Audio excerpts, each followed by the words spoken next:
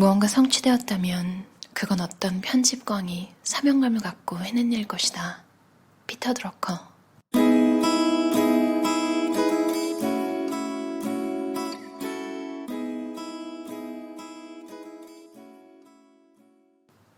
아마존의 제프 베이조스는 무슨 일을 하든지 주변 사람들이 혀를 내두를 정도로 무섭게 파고들었다. 어렸을 때 몬테소리 선생님들은 그의 어머니에게 제프가 학교에서도 납득이 가지 않을 만큼 한 가지에 몰두한다고 말했다. 리더들, 특히 설립자는 그들의 회사에 자신의 성격을 각인시키고 그래서 좋은 쪽으로든 나쁜 쪽으로든 실적에 직접적으로 영향을 미쳤다. 베이조스는 지금의 자신을 만든 성격적 특징을 기업에 그대로 구현하기 위해 첫날부터 아마존을 밀어붙였다. 기업과는 팀을 만든 다음 야심찬 아이디어를 상품화할 회사를 만드는 능력을 가졌다는 점에서 발명가와 다르다. 아마존 세상의 모든 것을 팝니다의 저자 브래드 스톤은 아마존이 베이조스의 이미지에 맞게 만들어진 회사라고 말했다. 베이조스와 아마존을 설명하는데 많은 용어를 동원할 수 있지만 집요하다는 말보다 더 적절한 것은 없을 것 같다.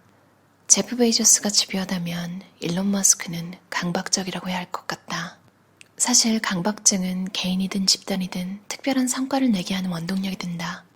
머릿속에 한 가지 생각, 한 가지 개념, 한 가지 목적으로 가득 찬 이러한 사람들은 뭔가 비범한 일을 성취할 가능성이 크다. 창의적 에너지를 가진 사람들이 그들의 강박적인 성격을 좋은 용도로 사용할 때 그 혜택은 모두에게 돌아간다. 지난 수십 년 동안 높은 성장률과 혁신적인 모습을 보여준 회사를 세운 사람들은 대부분 자신과 직원들에게 과도할 정도로 많은 것을 요구하는 강박적인 리더들이었다. 비범한 성과를 이루려면 집중력과 추진력, 이 두 가지 특징을 반드시 갖춰야 한다. 강박적 집착의 영향과 그 한계를 제대로 파악하려면 몇 가지 주의해야 할 점이 있다. 첫째, 강박적 집착이 의미 있는 성과를 이루는 데 필요한 요소의 전부는 아니다. 둘째, 강박적 집착이 항상 필요한 것은 아니다.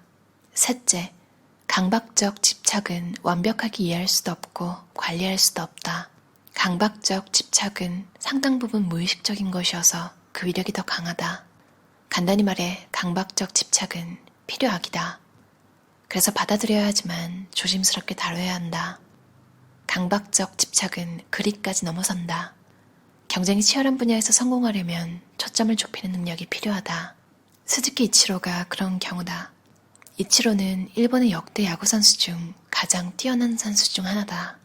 이치로는 어렸을 때 정해놓은 일과를 선수 생활 내내 철저히 지켰다. 처음에는 아버지가 지켜보는 가운데 스트레칭, 타격, 수비 연습을 매주, 매달 한 번도 거르지 않고 해냈다. 그는 이런 루틴을 28년간의 선수 생활 내내 이어갔다. 깨어있는 시간을 5분 단위로 쪼개 활용했고 그런 시간표를 철저히 수행하여 경기력을 향상시켰다.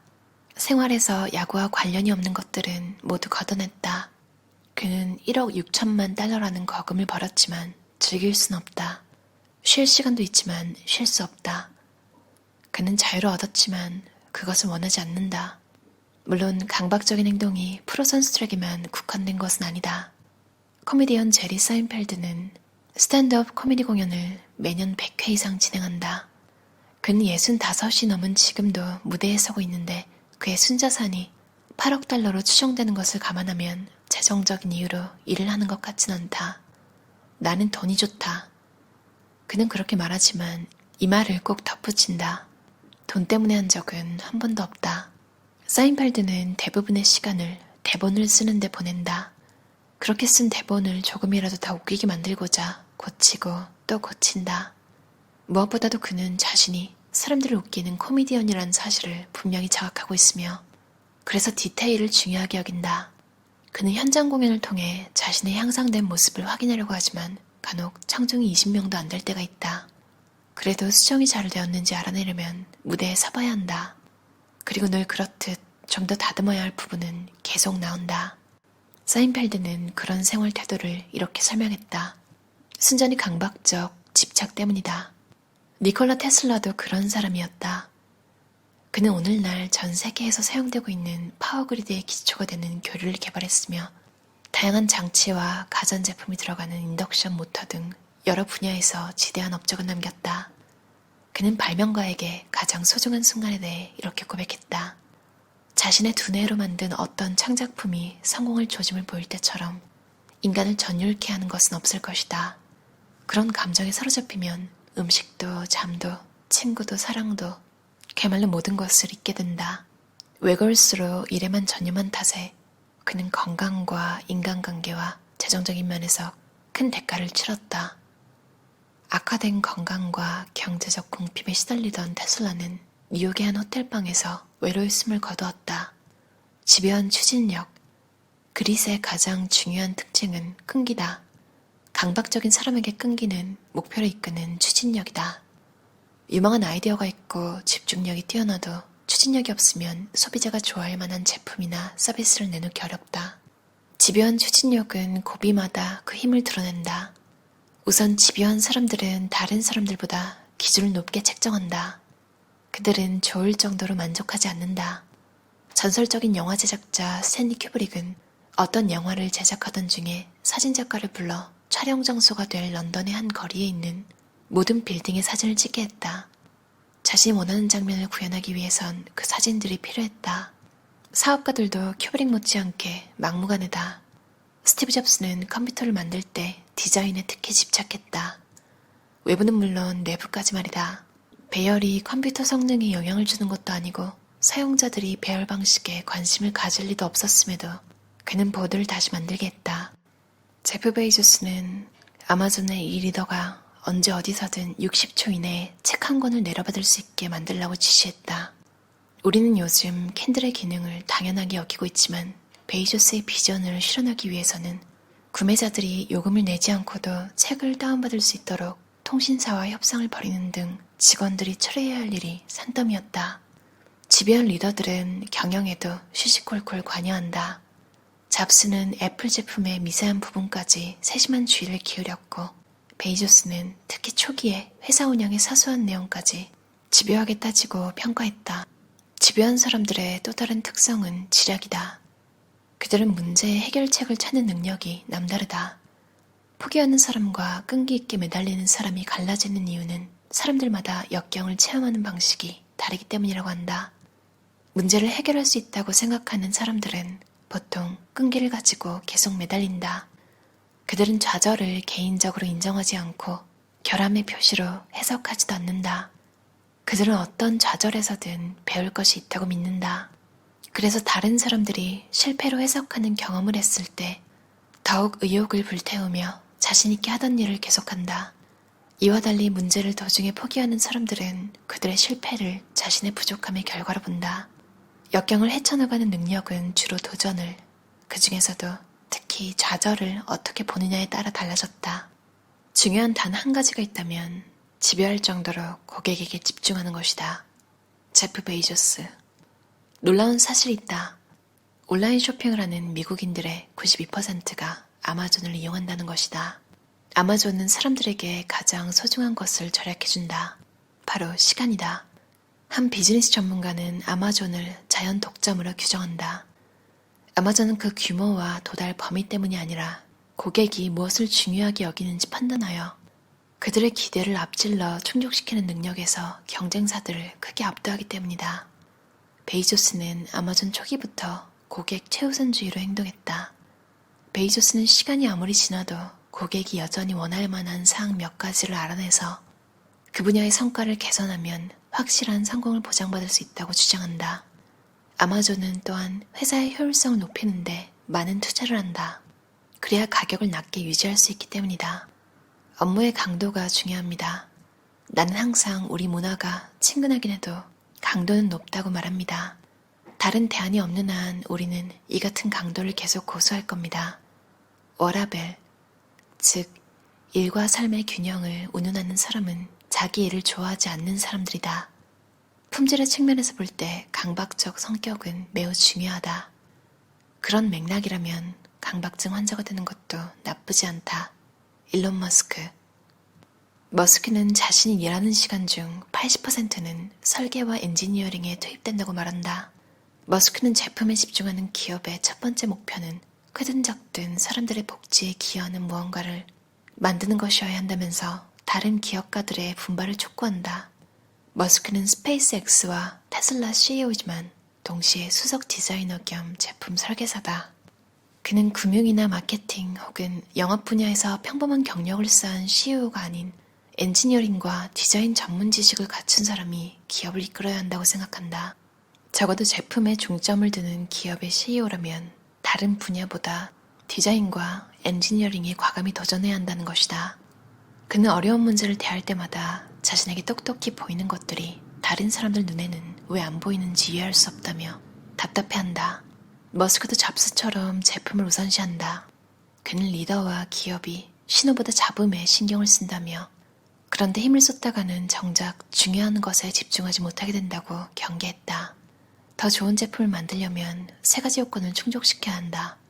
우선 기존 제품보다 확실히 낫다는 인상을 주어야 한다. 그 다음 시간이 갈수록 더욱 믿음이 가는 성능을 보유해야 한다. 그리고 아름다워야 한다. 어떠셨나요? 로버트 브러스 셔 저자의 워커사우루스라는 책이었어요. 이경남 번역가가 옮기셨고요. RH 코리아 출판사에서 나왔어요. 제가 살면서 진짜 잘했다고 느낀 거 몇 가지가 있는데 그 중에 하나가 디자인 공부한 거거든요. 제가 해외로 이렇게 떠돌기 전에 이제 한국에서는 디자이너로 일을 했었는데 일단 한 번도 취업난이라는 걸 느껴본 적이 없고 디자이너 특유의 뭐라고 해야 될까요? 결과가 나오는 일이잖아요. 결과가 보이는? 그래서 어떻게 보면 서류 작업이 주인 업무보다 비교라고 해야 되나요? 그러니까 스펙 이런 것에 다른 직군보다는 확실히 스트레스가 덜했던 것 같아요. 그리고 제일 좋은 거는 디자인 능력이라는 건 정말 생활 전반에 걸쳐서 안 쓰이는 데가 없잖아요. 우스갯소리로 디자인 공부한 사람이 너무 많아서 그 사람들이 결국 되는 거는 수준 높은 제품을 사는 구매자가 된다는 우스갯소리가 있는데 그런 걸 볼 수 있다는 건 또 마음만 먹으면 가성비 아주 가득 찬 제품을 찾을 수 있는 능력도 있다는 말이잖아요. 그래서 그냥 살기 나름인 것 같아요. 근데 저도 일론 머스크에 동의하는 게 디자인만 할 때는 갈증이 있었거든요. 뭔가를 작동시키고 싶다는 욕구? 이런 걸 혼자 해결을 못하니까 항상 개발자가 하는 말을 들어야 되고 그런 게 좀 답답했어요. 그래서 전향한 케이스인데 솔직히 잘한 선택인지는 모르겠고 장기적으로 봤을 때는 잘했다는 생각이 들 것 같아요. 제가 어렸다면 두 가지를 같이 공부했을 것 같아요. 여러분도 혹시 자녀가 있으시다면 인문학과 예술 그리고 엔지니어링 능력을 같이 키워주는 거 정말 추천드려요. 뭘 해도 먹고 살 수 있고 그걸 다 할 수 있는 사람은 일론 머스크가 말한 것처럼 뭔가를 만들어내는 능력이 있는 것 같아요. 오리온의 마케도 시리즈 아시죠? 과자 되게 예쁜 거. 그거랑 CJ 브랜딩 하셨던 노희영 대표가 쓴 책이 있는데 그 책 되게 좋아하거든요. 제가 언제 한번 소개할게요. 그분도 디자이너였거든요. 디자이너들 보고 일반 사람들 속에 속혀 있으면 예민한 애, 뭐 이런 얘기 많이들 하잖아요. 좀 나쁜 의미로.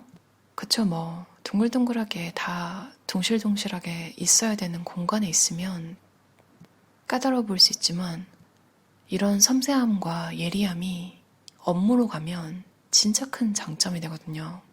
저는 이분이 성공적으로 일을 하시는 게 디자이너 특유의 예리함이 있기 때문이라고 봐요. 그러니까 모든 걸 되게 통찰력 있게 보시더라고요. 아무튼 자녀가 있으신 분들 정말 추천드립니다. 디자인과 엔지니어링을 같이 가르치는 거. 거기다가 이제 악기 하나 딱 취미로. 애도 없으면서 혼자 참 상상 잘하죠. 근데 제가 애가 있다면 그렇게 가르칠 것 같아요. 스티브 잡스가 도발을 잘하잖아요. 어느 자리에서 마이크로소프트가 어렵게 하던 성공에 대해서는 아무런 의기도 제기할 생각이 없다. 다만 거부감을 느낀 것은 마이크로소프트가 만드는 것이 그가 보기에 독창적으로나 미적으로나 봐줄 만한 특징이 없는 삼류 제품이었다는 것이다. 게이츠나 발머 같은 사람이 리더로 있는 한 마이크로소프트의 직원들은 자신이 만든 것에 애정을 갖기 힘들 것이라는 얘기였다. 이 얘기도 있는데 너무 웃긴 거예요. 난 이 제기할 생각 없어. 잘 만들었어. 근데 너무 못생겼어. 그래가지고 니네 직원들이 자부심을 가질 수 있겠니? 이 말이잖아요. 저도 저런 유머가 있는 공격성? 이런 걸 좀 가지고 싶다 생각했어요. 그만큼 자기 제품에 대한 확신도 있기 때문에 저럴 수 있는 거였겠죠? 저도 애플 제품 많이 쓰는데 옛날에 흰둥이 맥북 시절부터 썼거든요. 그때는 예뻐졌었어요. 근데 써보신 분들은 대부분 맥을 계속 쓰시는 게 예쁜 것도 예쁜 건데 튼튼해요. 일단 하드웨어가 너무너무 튼튼해요. 윈도우 랩탑 써보신 분들 아시겠지만 뭔가 잘 고장나잖아요. 맥북은 구성이 떨어지고 사실 제가 고가 라인의 윈도우 랩탑은 안 써봐서 잘 모르겠어요. 근데 여행을 많이 다니고 이리저리 많이 움직이는 사람한테는 맥이 참 튼튼한 것 같아요. 그리고 AS 부분도 저도 얼마 전에 탑 케이스랑 다 교체할 일이 있었는데 심지어 케이블까지 거의 100만 원 돈 수리비가 나왔는데 그 보증 기간도 아니었거든요. 근데 무상으로 교체가 됐어요. 그래서 감동을 받았고 저도 아마존 프라임 쓰거든요. 이 책에서 나왔잖아요. 아마존을 자연 독점으로 규정한다.